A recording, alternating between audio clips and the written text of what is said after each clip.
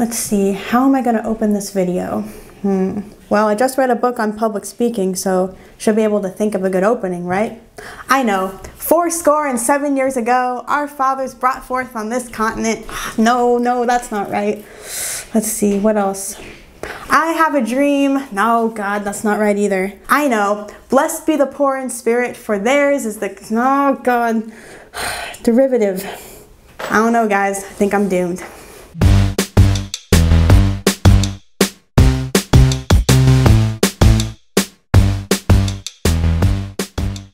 Salutations! My name is Becca and this is Words and Other Malarkey. Welcome to Lessons from My Bookshelf, where I'm going through the books in my home library and talking about what I like and dislike. It's like book club, but with books that I should have read a long time ago. So this time I read How to Develop Self-Confidence and Influence People by Public Speaking by Dale Carnegie. That's quite the mouthful, right? But it's actually kind of a brilliant title, because who doesn't want to develop self-confidence and influence people? And I mean, most people want to be good at public speaking, so I don't know, it's like this guy knew human nature or something, and if you recognize his name, it's because he's also the author of How to Win Friends and Influence People, another book with a very clever title. And I had thought that I had read this book before, but actually I had not. What I had read was this little number right here, How to Stop Worrying and Start Living.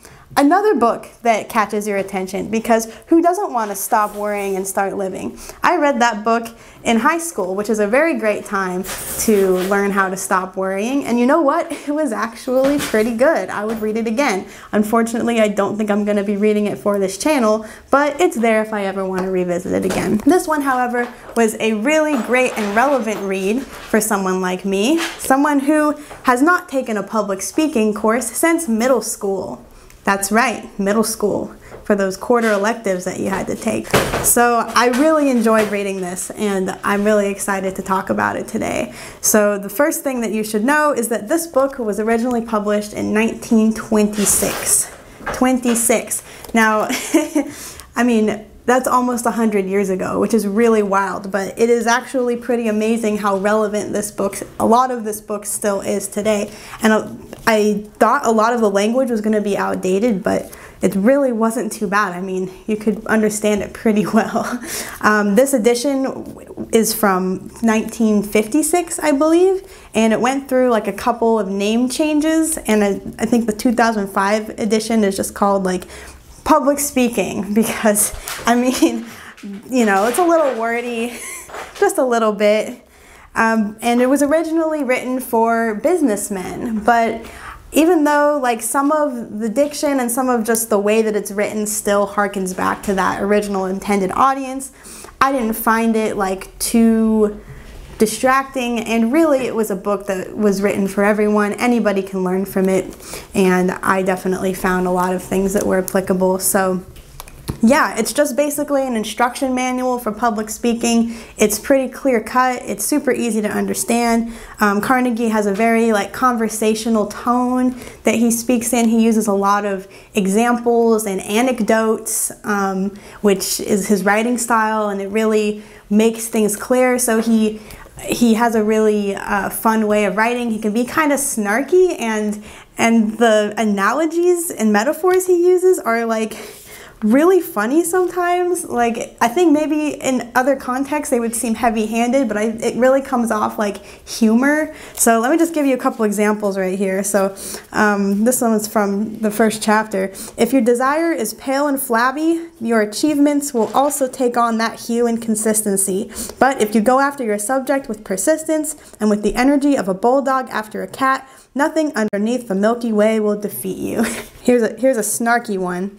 Many, if not most, put their hands into their pockets occasionally while speaking. Brian did it, Chauncey M. Depew did it, Teddy Roosevelt did it, even so fastidious a dandy as Disraeli sometimes succumbed to this temptation, but the sky did not fall, and, according to the weather reports, if my memory serves me right, the sun came up on time as usual the next morning. And yet another one, talking about like making sure the room is well lit when you're speaking. It is as easy to domesticate a quail as to develop enthusiasm in a half-lighted room, gloomy as the inside of a thermos bottle. I mean, like, they still ring true. It's hilarious. So it was fun to read, really actually easy to read, and in spite of the small print. The only bad thing about the reading experience was that this is like, you know, obviously a paperback copy, and it was really hard to get it to open fully so that you could like hold it with one hand and see all the words. I felt like I had to like hold it like this, like in two hands, and I usually, I think, tend to read like with one, like kind of one-handed unless the book's really big, so. Yeah, if I had to have a complaint about my experience with this book, it's that my hand would cramp up holding it like this. So I'm going to dive into my major takeaways from this. And this is going to be interesting because I'm actually using a technique from this book to try to remember my major takeaways. So let's see how this goes.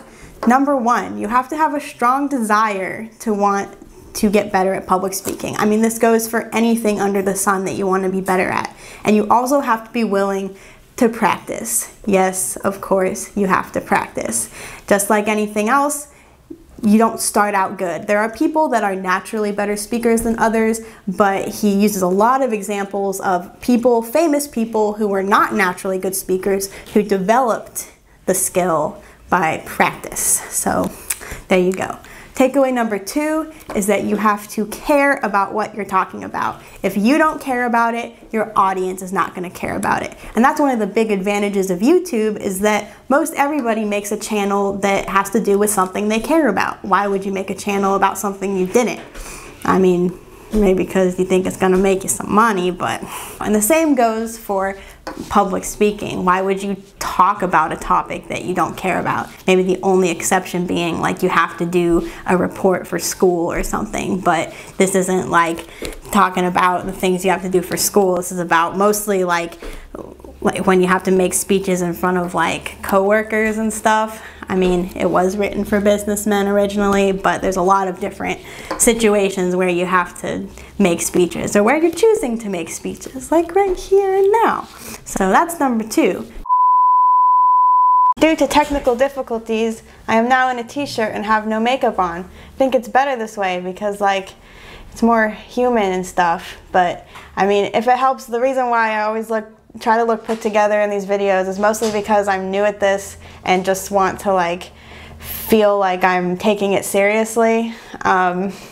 I guess there's kind of a precedent with like YouTubers and booktubers, and I'm not trying to like copy anybody. I'm just trying to make the best videos I can, but like sometimes you just gotta do what you gotta do. We had half the audio in our first recording like get corrupted, and it's really sad because it was really good. Like I felt like I really did good, not messing up a lot. So now, you know, it happens.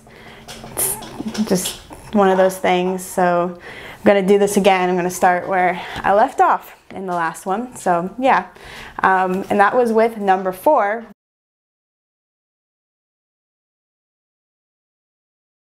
Which is that people tend to violate the natural laws of remembering, which are impression, repetition, and association. Impression means that like you're focusing on the thing you want to remember, I guess. Repetition is pretty self-explanatory, and association is like mnemonic devices, like, you know, PEMDAS, or the one about the planets, you know, from like the 2nd grade. Number 5 is that it takes time to improve. I think, you know, this pretty much goes without saying, but I think a lot of people forget when you're learning a new skill, it does take time, and there's a tendency to kind of plateau. He talks about how you'll go a long time without seeing any improvement, and then all of a sudden, you know, you'll get over that, you know, lull. And this really goes for most things: writing, music, sports.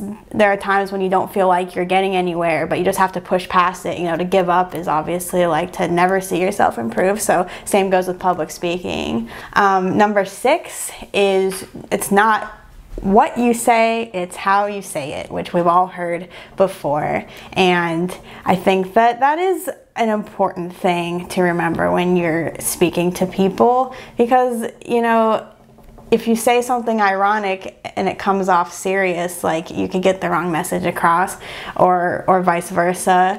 You have to emphasize the right things, the things that are important, and that's a big part of really good public speaking, is emphasizing important words and varying your speech. So that's something that you just kind of develop as you go. And along with that is keeping like a conversational tone, which is pretty common these days, but even back in like 1926, they were over like the high, lofty ways of speaking. People wanted to hear speakers that sounded like human beings, and I feel like we're all pretty used to that, but we also want that person to sound like they know what they're talking about. So it's kind of a balance, but I think people tend to react better to speakers who talk to you like they're just having a conversation with you or with a camera. So number 7 is to present yourself well, which I was doing a great job of in the first half of this video, but that one is kind of one of those like gray areas, because it really depends on the context. Like, you don't have to look like a business person when you're like sitting in front of a camera making a nerdy YouTube video, but like, I feel like it just comes down to taking yourself seriously and presenting yourself in a way that communicates to other people, hey, I have something to say and I want you to focus on my words. I don't know, it's one of those things, like, I don't feel any less comfortable sitting here in a t-shirt. Mostly I just like having an excuse to doll up, and this gives me an excuse to look nice because I don't go anywhere otherwise. I'm like a hermit. Along with that also is embracing your unique personality, which is cool because, you know, you don't want to sound like someone you're not. You don't want to try to dress like someone you're not. You should try to be you as much as possible, and because people will latch on to that authenticity, and I think you see that a lot with specifically, you know, going back to like YouTube related examples, like YouTubers that do really well usually, you know, are just themselves. Next one is number 8. Yeah, number 8 is that the beginning is like the most important, one of the most important parts of your speech. And I mean, when you just think about how our brains work, like we latch on to the first thing people say, and then usually also the last thing people say, which we'll get to in a minute. And your beginning should be succinct. It shouldn't be like long-winded and drawn out. Just find a way that's relevant to your speech to catch your listeners' attention. It can be an anecdote, those work really great. It can be a joke. Suffice it to say that there's more than one way to start a speech well. It just kind of depends, but the important part is to not make it too long. So the light went out, but we're just gonna keep rolling. This is just one of those days where just everything is going wrong. And you know what? That's okay, because that happens, because this is life, people. This is life. So number 9 is that your ending is also really important. He emphasizes the fact that you don't want to end like, that's all folks, like Porky Pig. He hasn't used that example, but like that's what I thought of. And the way he says it is so snarky that I just have to read it to you real quick because I don't know, I found it really funny. So he goes, first there is the man who finishes with, that is about all I have to say on the matter, so I guess I will stop. That is not an ending, that is a mistake. It reeks of the amateur, it is almost unpardonable. Wow, Carnegie, tell us how you really feel. But I get where he's coming from with that. You want to end on like a really solid note, give your listeners something to think about, or just summarize your argument, and that's a really good way to end a speech, but you don't want to be like, okay, yeah, that's it. bye, I guess. Number 10 is to use as many concrete examples as possible. You really want to paint a picture for your listener, just like you would in your writing. You don't want to just use abstractions. You know, the reader's not going to know what to do with that. So much more when you're speaking to someone. You want them to be able to visualize what you're talking about, and he talks about using specific descriptors so that you're not just saying there is a dog, you're saying there is a white husky puppy chewing on a bone over off screen, and then you automatically have a very clear picture of what's going on. If you didn't hear earlier, she was eating and drinking while this video is filming, so she really respects the quiet on the set rule. Number 11 is that people are inherently selfish. And you know what, like, you know that's not true 100% of the time, but what he means is that people want to hear about themselves, and this is as true now as it was almost 100 years ago. You know, the most like clickbaity articles are the ones like 5 foods you need to cut out of your diet to lose weight now, or, you know, take this quiz to find out what donut you are. Like, they're ones that make you think, oh, this has something to do with me, whether it's serious or not. I would like to know this. People want to hear about themselves. They want to talk about themselves.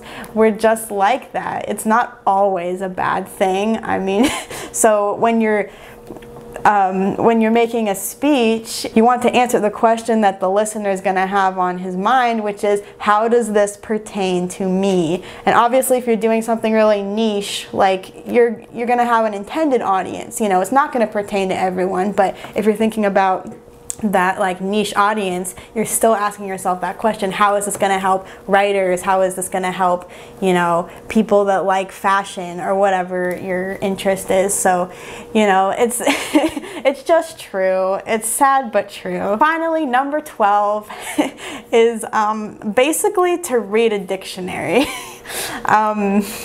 So up until this point in the book, this is the last chapter, like he really is pretty down to earth, you know, is very like human, and then he almost like does a 180 by like getting just a little pretentious with this like improve your diction stuff. But I understand why, like, you want to sound intelligent if you're trying to speak on a subject and be an authority on that subject. You want to speak in your best voice, but it does feel a little contradictory to sometimes the whole be conversational and be yourself thing. It's like, be conversational and be yourself, but don't sound like a hick.